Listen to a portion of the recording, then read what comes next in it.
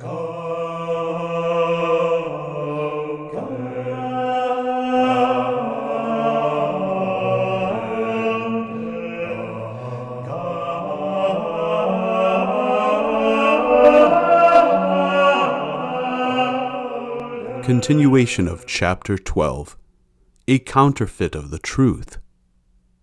A few paragraphs follow concerning the dissemination of this doctrine. How could it have happened? Quote, "How is it possible that such a system, long since rejected scientifically, and now proved erroneous by experience, how is it, we ask, that such a system could spread so rapidly in all parts of the world?" End quote. Pope Pius XI asks the question, and then provides several explanations. First of all, they deceive the people by their promises. One of the means, then, is deception.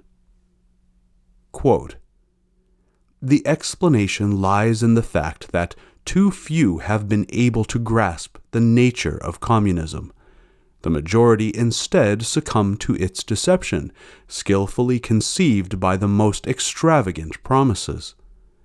By pretending to desire only the betterment of the condition of the working class, by urging the removal of the very real abuses chargeable to the liberalistic economic order, and by demanding a more equitable distribution of this world's goods, objectives entirely and undoubtedly legitimate, the communist takes advantage of the present worldwide economic crisis to draw into the sphere of his influence even those sections of the populace which, on principle, reject all forms of materialism and terrorism."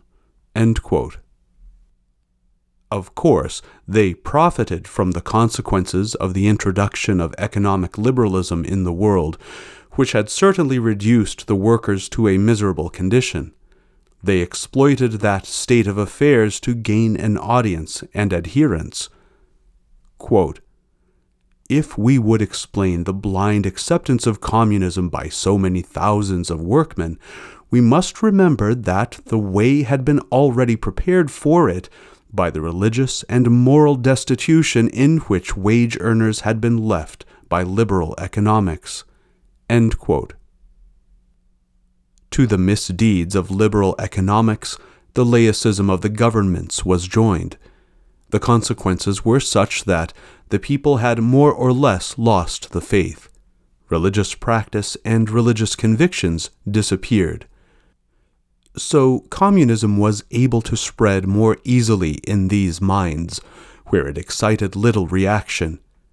In nature, an organism that is already sick and weakened succumbs more easily to another illness than does a healthy organism whose powers of resistance are normal. In our countries, the populations were already secularized, and so, when attacked, had fewer religious reflexes by which to repel the invading organism. Fraud of propaganda. Quote, "There is another explanation for the rapid diffusion of the communistic ideas now seeping into every nation, great and small, advanced and backward, so that no corner of the earth is free from them. This explanation is to be found in a propaganda so truly diabolical that the world has perhaps never witnessed its like before. It is directed from one common center. It is shrewdly adapted to the varying conditions of diverse peoples. It has at its disposal great financial resources, gigantic organizations, international congresses, and countless trained workers. It makes use of pamphlets and reviews of cinema, theater, and radio, of schools and even universities. Little by little, it penetrates into all classes of the people, and even reaches the better-minded groups of the community, with the result that few are aware of the poison which increasingly pervades their minds and hearts." End quote. The spike, Astounding silence of the so-called free press.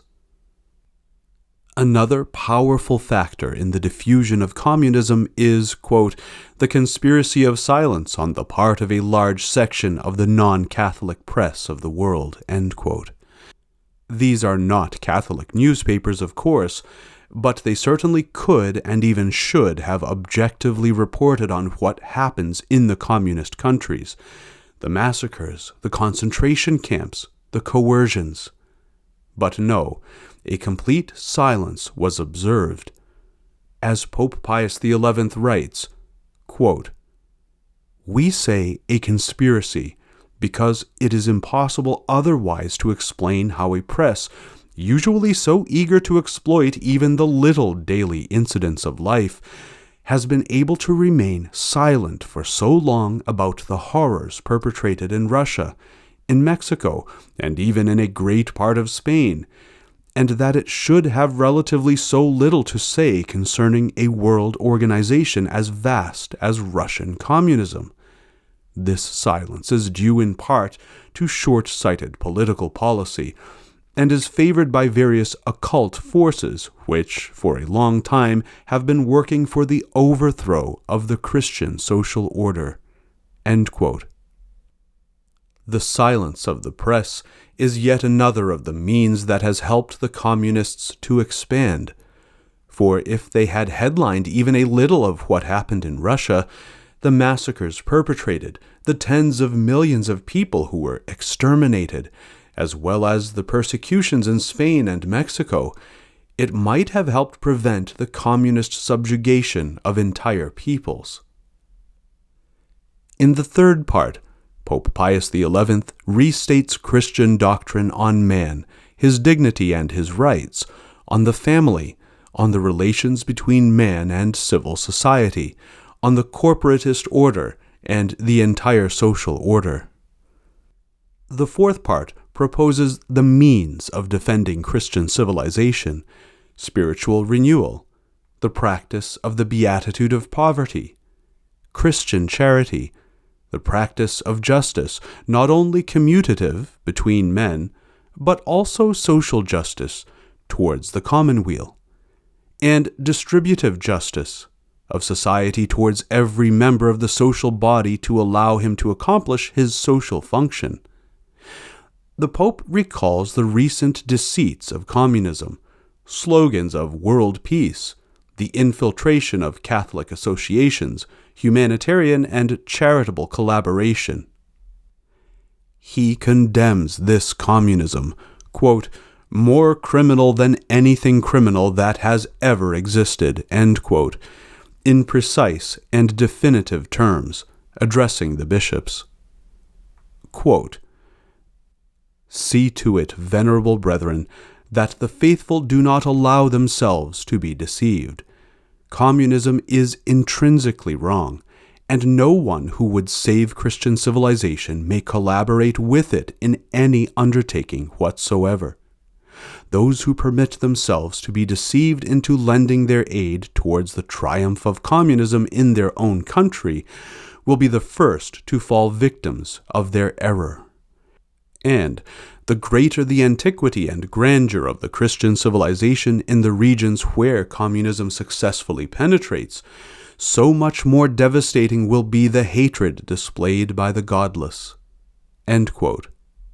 Then, denouncing, quote, "an evil of the spiritual order," the Pope writes, quote, "It is from a radical corruption of ideas that the lamentable, impious monstrosities of communism proceed." End quote. Pope Pius XI, in a fifth part, gives particular tasks to certain states of life, to priests, to the activists of Catholic action, to all the sons of the Church, and to the governors of the Christian states. Quote, "At the same time, the state must allow the Church full liberty to fulfill her divine and spiritual mission, and this in itself will be an effectual contribution to the rescue of nations from the dread torment of the present hour." End quote. Pope Pius XI does not hesitate to warn not only the faithful, but the whole world against the perversity of communism and the, quote, fatal poison that it distills. Yet, it was as if he had never spoken, for nothing changed. On the contrary, because the outcome of the Second World War was that the Soviet Union extended its domination over all the countries of Eastern Europe, and at Vatican II, the subject became taboo. No one wanted to speak about communism, and still less reiterate the condemnation that had been levied by solemn acts of the magisterium. Accompanied by Bishop Sigo, Archbishop of Diamantina, I myself carried to Bishop Felici, Secretary of the Council, a document bearing the signatures of 450 fathers, out of the total of 2,350 bishops present, to demand that the Council officially condemn communism. Not only was that not done, but the request was never even mentioned. When I asked Bishop Felici in order to learn the reasons why, he answered that this document signed by 450 bishops had been forgotten in a drawer